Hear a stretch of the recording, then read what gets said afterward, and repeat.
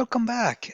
So now we're looking at the second part of the application of linear inequalities. And as I promised you, this video is now going to look at the method 2, the second method of solving this problem. And if you remember, if you go back to the last video, we went through this question using algebraic method, and this is what we did, as you can see, and you can actually check the last video. Now we're going to use graphing method. We're going to go to Desmos and we're going to graph these two functions. We're going to graph the cost function and revenue function, and let's see what we can do and analyze the graph and come up with the final answer. Now remember, the final answer we got was X had to be the number of set of poles that we have to sell, so that revenue to surpass the cost must be over 50. And let's see what we can do using Desmos. All right, let's do it. Here we go. We have Desmos set up here. I have inputted the two functions, the cost function and the revenue function. The cost function has is the red line, the red graph right here, and the revenue function is the blue one.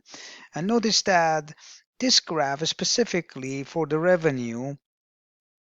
Basically, if you don't have any, you don't sell anything, that means if X, the number of the set of poles that you don't sell, you're not going to make any money. So that's 0, 0. But for the cost, it doesn't matter how many you buy. The initial cost, the fixed cost, the overhead cost is 1,500. That's the manufacturer initial cost, and then after that you have to pay $10 per set of poles, and that's the cost function. All right, when we graph these two, notice that these two graphs, these two functions, they intersect at this point. And what is the coordinate of that point? Now, you can manually see it. So the bottom piece right here, the x-axis is sets of poles. So 20, 40, 60, it goes up by 20. The vertical axis, the y-axis, is the amount, the dollar amount. Now, at that point of intersection, you notice that 50, if they sell 50, they just break even. That's the break-even point. But any values, any numbers above 50, that means 51, and remember, this is discrete, not continuous. So that means numbers, they have to go up as integers. That means 51, 52, 53. Even though the line is showing it other way, more like a continuous, but it's actually not quite accurate. It should be more like a dotted graph. This platform doesn't allow me to do this, but just that you're quite aware of what this is.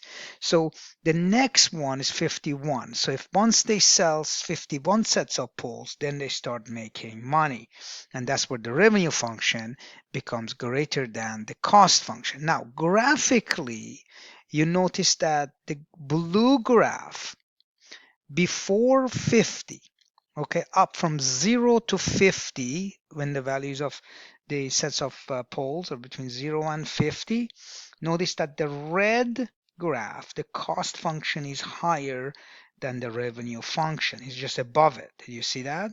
Right? Yeah, so the cost is more, and obviously that makes sense. You're not making enough money to cover the cost. But the moment you pass 50, you notice that the blue graph, the revenue graph, now exceeds the cost function.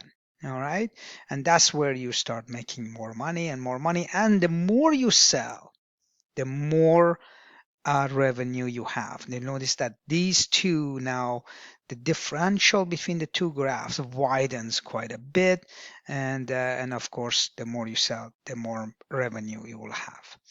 And this is how you analyze this graph in details. You have to make a note of the first part from 0 to 50, what happens to the cost and revenue function, where the cost function is above the revenue function, and and of course you are not making any money.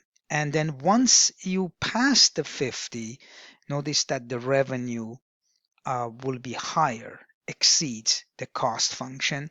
And this is linear, and the more you sell, the widen the differential between the two, the cost and the revenue will be. All right, I hope you found this useful. This is the second method to the application question that we talked about for the linear inequalities. I hope to see you back again. Be well.